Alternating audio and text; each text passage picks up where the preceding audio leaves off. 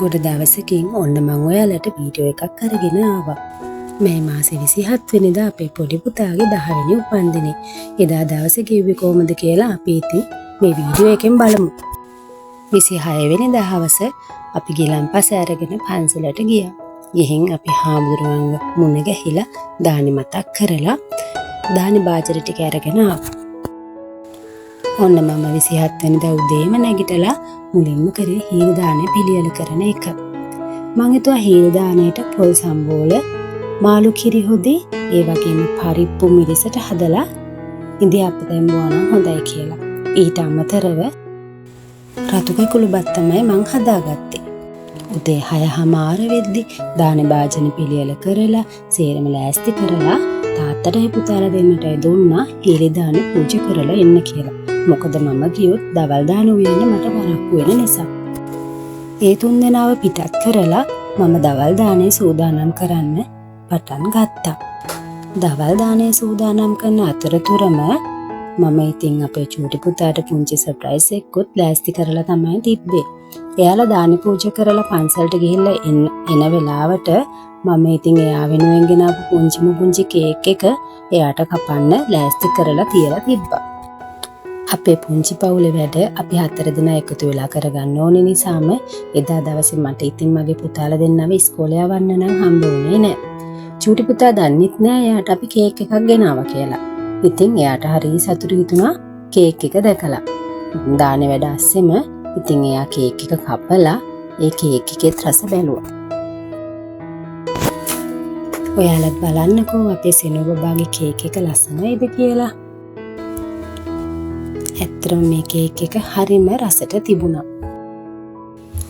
Cake කපලා cake කාලා ඉතින් තේ එකක් හිම බීලා දානේ ඉතුරු වැඩ ටික අපි ඉක්මනින් ඉවර කරගත්තා.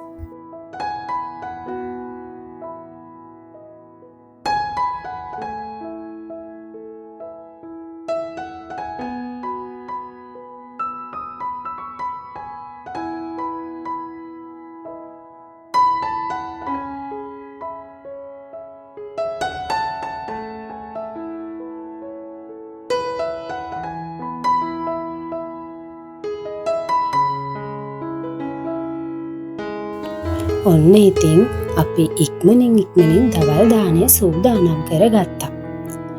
මුලින්ම කරේ මම වට්ටක්ක ව්‍යංජනය උයාගන්න එක. වට්ටක්ක ටික උයලා ඊට පස්සේ මම මාළු බොරේට හිඳලා ටිකක් සැරට හදාගත්තා. මාළු එක හදලා ඉවර වුණාම ඊළඟට මම කරේ ඉක්මනින්ම බීට් ව්‍යංජනය හදලා තියාගත්ත එක. ඒකත් හදලා ඉවර වෙලා තමයි මම ගොටුකොළ සම්බෝලය හරි ගස්ස ගත්තේ. පපඩම් ටිකක් බෙදලා තියලා ඊළඟට අපේ පුතාට විශේෂ කෑමක් පන්සලට අරන් යන්න ඕනේ කියලා කිව්වා. මොනවද දන්නවද? මම මගේ රසට හදන බිරියානියක් එයාට පන්සලට ගෙනියන්න ඕනේ කියලා කිව්ව නිසා ඊළඟට මම ඒ බිරියානි එක හදලා පැත්තකින් තිබ්බා. දවල් දානෙටත් අපි රතු හාල් බතක් තමයි සූදානම් කරගත්තේ. ඉතින් මේ සේරම සූදානම් කරගෙන ඉවර වෙලා අපි දාන භාජන වලට මේ දාන ටික හොඳින් අසුර ගත්තා. මෙහෙම තනියම දාන වේලක් සකස් කරගන්නකොට අපිට ඉතින් කාලය ගොඩාක් වැදගත් වෙනවා.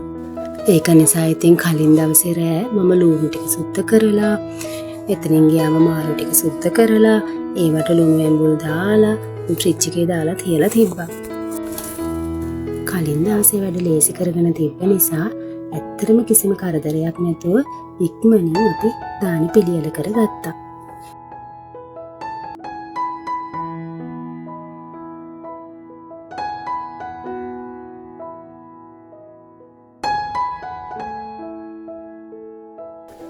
මේ සේරම ලෑස්ති කරගත්ත අපි 4 දෙනා 10:00 වෙනකොට පන්සලට ගියා. පන්සලට ගිහිල්ලා දාන පූජා කරලා ඒ සේරම ඉවර කරලා ඉතින් අපි ගෙදර ආවා. හැබැයි මම පන්සලේ වීඩියෝ නම් මොකොත් ගත්තේ නැහැ. චූටි පුතාගේ උපන්දිනේ දවස වුණාට මගේ දරුවෝ දෙන්නගෙම හිතසුව පිණිස එයාලගේ නිරෝගී බව පිණිස ප්‍රාර්ථනා කරගෙන තමයි මම මේ දාන වේල සකස් කරේ.